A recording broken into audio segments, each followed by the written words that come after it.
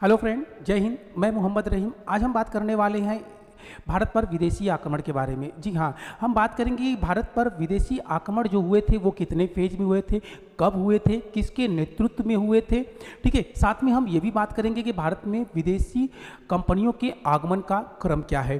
तो वीडियो को स्टार्ट करने से पहले बच्चे के फरमाइश पर एक छोटा सा शेर, उसके बाद हम वीडियो को यानी लेक्चर को आगे बढ़ाएंगे।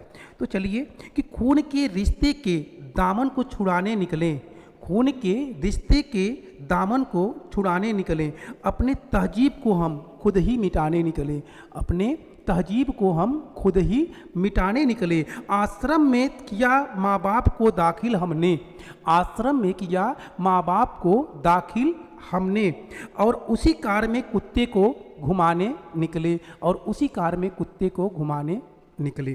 ठीक है, तो थोड़ा ये अजीब तरीके का शायरी है और ये हकीकत भी है, ये एक सामाजिक सीख भी है कि हम अपने माँ बाप को सही तरीके से पाल नहीं सकते। वो माँ बाप जो अकेले अपने कई बच्चों को पालती है, वही कई बच्चा मिलकर अपने एक माँ बाप, एक बूढ़े माँ बाप को पाल नहीं पाते। उनकी ख्वाहिशों को, उनकी ख्वाहिश ही क्या है, उनको बस क्या चाहिए, उनको बस सुबह शाम अपना 2 वक्त का खाना मिल जाए, 2 रोटी मिल जाए, उससे ज़्यादा उनको कुछ नहीं। उनको तो बस इस बात में सुकून मिलता है कि हमारा बच्चा जो है सक्सेस है, कामयाब है, कमा खा रहा है, हमारे नज़रों के सामने है, उससे ज़्यादा उनको कुछ भी नहीं चाहिए।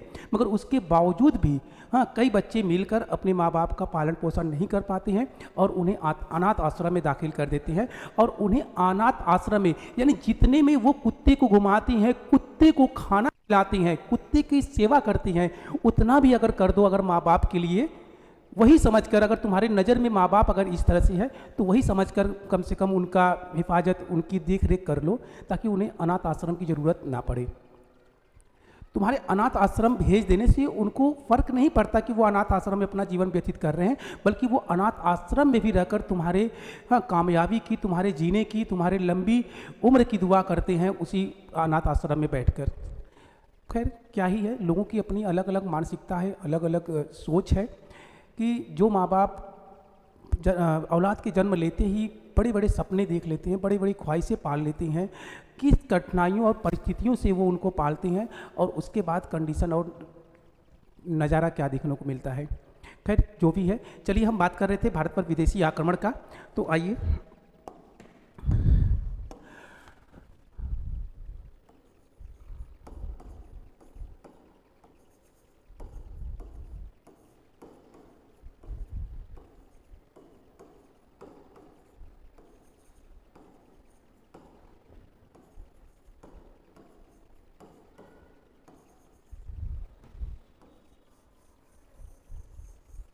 भारत पर विदेशी आक्रमण। जब हम भारत पर विदेशी आक्रमण की बात करते हैं तो हम इसे 4 फेज में डिवाइड कर देते हैं। इसको हम 4 फेज में डिवाइड करते हैं। और ये 4 फेज कौन कौन से हैं, थोड़ा सा इस पे भी नज़र रखते हैं।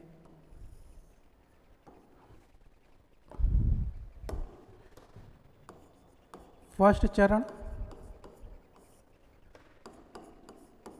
सेकेंड चरण या फेज, थर्ड चरण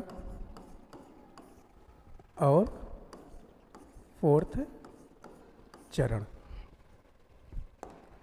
ठीक है, चलिए प्रथम चरण की अगर हम बात करें तो प्रथम चरण में हमको देखने को मिलता है 2 आक्रमण। द्वितीय चरण में अगर हम बात करें, द्वितीय चरण में अगर हम बात करें तो हमें देखने को मिलता है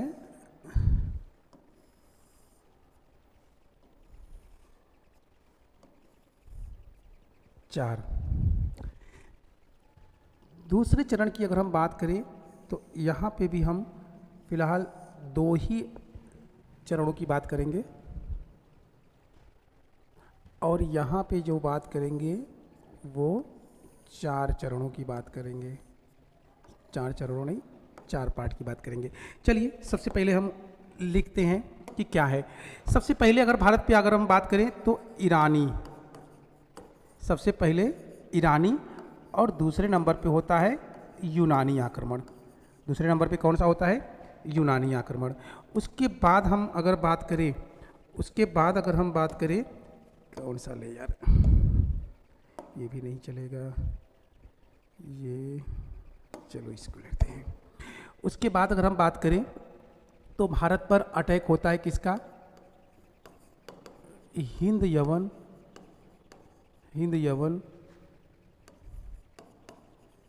शक, पहलव और कुषाण। हिंद यवन शक, पहलव और कुषाण, इन जगहों से हमको देखने को मिलता है। ठीक है, उसके बाद अगर हम बात करें तो यहाँ पर अरब आक्रमण और यहाँ पे हमको तुर्क आक्रमण। साथ ही हमको यहाँ पे जो देखने को मिलता है वो है पुर्तगाली। ये आक्रमण नहीं है, ये आगमन है। पुर्तगाल, डच, ब्रिटिश और फ्रांसीसी।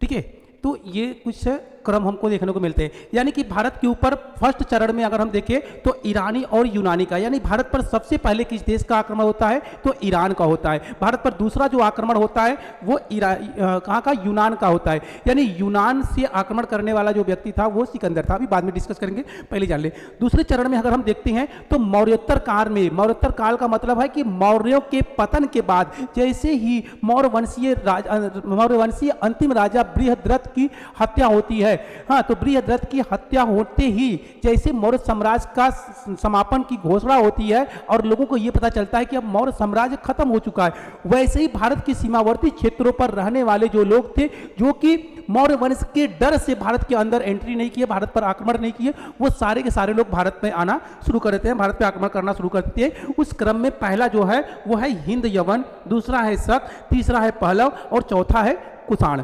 ठीक है, तो इनका बारी बारी से भारत पर अटैक होना शुरू होता है।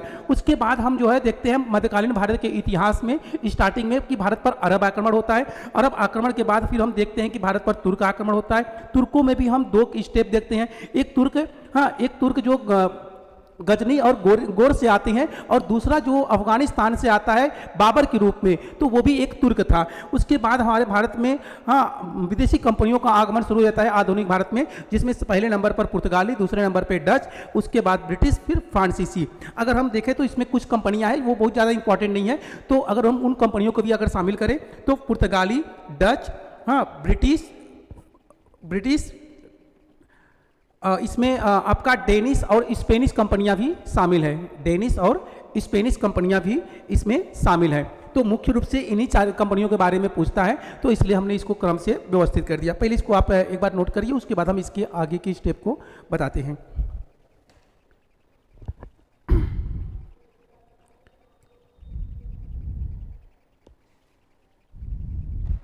चलिए देखिए, अगर हम इसकी बात करें, इसकी बात करें ईरानी आक्रमण, तो ईरानी आक्रमण भारत पर पहला विदेशी आक्रमण था। इसमें दारा प्रथम,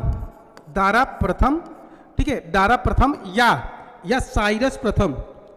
साइरस प्रथम का अटैक होता है, जो कि क्या होता है? असफल होता है, असफल अटैक होता है। इसको असफल अटैक के रूप में माना जाता है और जाना जाता है। उसके बाद भारत पर होता है किसका? उसके बाद उसी हकामनी वंश के शासक डेरियस प्रथम का अटैक होता है। किसका? डेरियस प्रथम का। तो डेरियस प्रथम का जो अटैक होता है वो 516 BC में होता है, जो क्या होता है? जो सफल अटैक होता है। तो ध्यान रखिएगा कि भारत पर पहला ईरानी अटैक या पहला विदेशी अटैक जो होता है वो ईरानियों का होता है। ईरानी में कौन? तो हकामनी वंश के राजा थे। ईरानी कौन थे? हकामनी वंश के राजा थे। हकामनी वंश के राजा में दारा प्रथम या साइरस प्रथम, यानी दारा प्रथम की पहचान साइरस प्रथम से होती है, और इसने भारत पर जब अटैक किया था तो वो असफल रहा। उसके बाद भारत में डेरियस प्रथम का अटैक होता है, जो कि सफल माना जाता है, और ये होता है 516 BC में। ठीक है, उसके बाद भारत पर यूनानी अटैक होता है, और यूनानी जो अटैक होता है वो कब होता है? वो 326 बीसी में होता है। वो कब होता है? 326 बीसी में। किसके नेतृत्व में? सिकंदर महान के नेतृत्व में। सिकंदर महान का सेनापति सेल्यूकस निकेटर और जल सेनापति निर्याकस होता है, और जल और थल दोनों से सिकंदर भारत के ऊपर अटैक करता है। ठीक है, तो यहां पर अटैक करने वाला कौन है? सिकंदर है, जगह नहीं है, ये सिकंदर है जिसको विश्व विजेता। सिकंदर भारत में 19 महीने तक रहा। 19 महीने के बाद वो भारत छोड़कर वापस चला जाता है।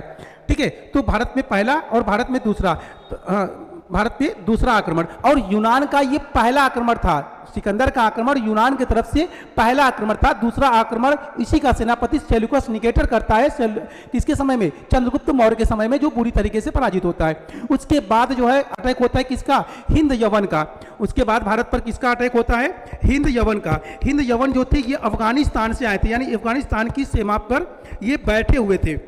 हाँ, ये अफगानिस्तान की सीमा पर बैठे हुए थे। तो डेमेट्रियस, इसका जो शासक था वो कौन था? डेमेट्रियस। डेमेट्रियस ये लगभग 190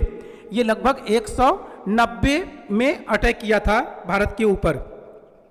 ठीक है, 190 बीसी में भारत के ऊपर अटैक किया था। उसके बाद अच्छा, ये कहाँ से थे? ये अफगानिस्तान से थे। इस चीज़ को भी याद रखिएगा। जो हिंद यवन थे वो कहाँ से थे? वो अफगानिस्तान से थे। ठीक है, हिंद यवन के बाद जो है भारत पर होता है सीथियन अटैक। ईरान जो ये शक थे, ये कहाँ के थे? ये ईरान के थे। अरे यार, ये तो बड़ा होगा तो मिटाना खराब कर देगा।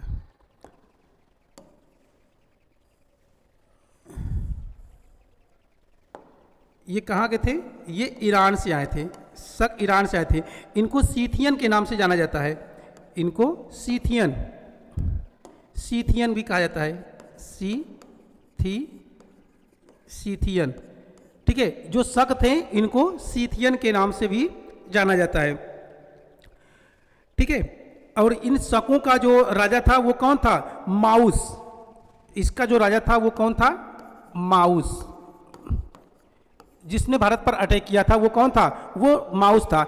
शकों का सबसे शक्तिशाली जो राजा था वो रुद्रदमन प्रथम था। शकों का सबसे शक्तिशाली जो राजा था वो कौन था? रुद्रदमन। शकों के बाद भारत पर होता है किसका? पहलवों का आक्रमण। किसका होता है? पहलवों का। ये भी कहाँ से आए थे? ये भी ईरान से आए थे। ये भी ईरान से आए थे। अब ये जो पहलव थे, ठीक है, ये जो पहलव थे जो कि कहाँ से आए थे? ईरान से आए थे। इसका जो प्रमुख नेता था वो था गोंडोफेनेस। कौन था? गोंडोफेनेस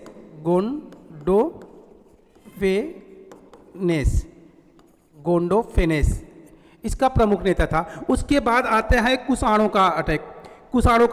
अब कुषाणों के अटैक में ये कहाँ से थे? ये चीन से आए थे। इसका जो प्रमुख था वीम कटफिसस।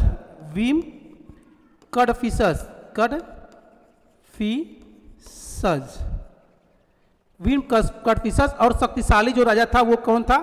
कनिष्क था। ठीक है, ये यूची कबीले से थे। ये किससे थे? ये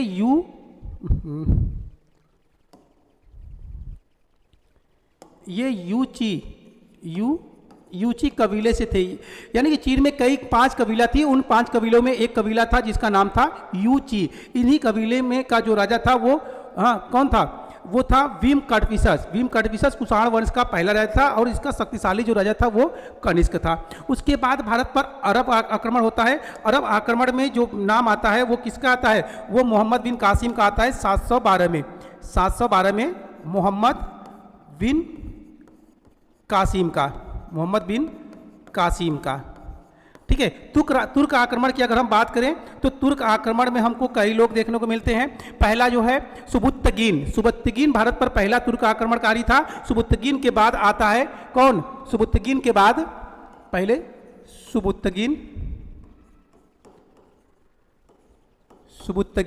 सुबुत्तगीन के बाद जो है महमूद गजनवी के बाद गोरी, और गोरी के बाद ऐबक, दिल्ली सल्तनत का ऐबक, जो कि दिल्ली सल्तनत की स्थापना कर देता है। ठीक है, तो तुर्कों में सबसे पहले जो है सुबुत्तगीन महमूद गजनवी और गोरी, हम इन तीन को बात करेंगे कि तुर्कों में ये तीन थे। उसके बाद एक लास्ट में तुर्क आता है, कौन? बाबर के रूप में आता है। कौन आता है? बाबर के रूप में, ठीक है। 1526 में बाबर आता है, ये भी एक तुर्क था। अगर हम बात करें पुर्तगालियों की, तो पुर्तगालियों में 1498 में सबसे पहले वास्को डिगामा आता है। डच जो है वो 1602 में आते हैं। ब्रिटिश कंपनी जो है वो भारत में 1608 में आती है, यानी 8 में कंपनी की स्थापना करती है सूरत में, वो भी कंप्लीट रूप से नहीं। फ्रांसीसी जो है वो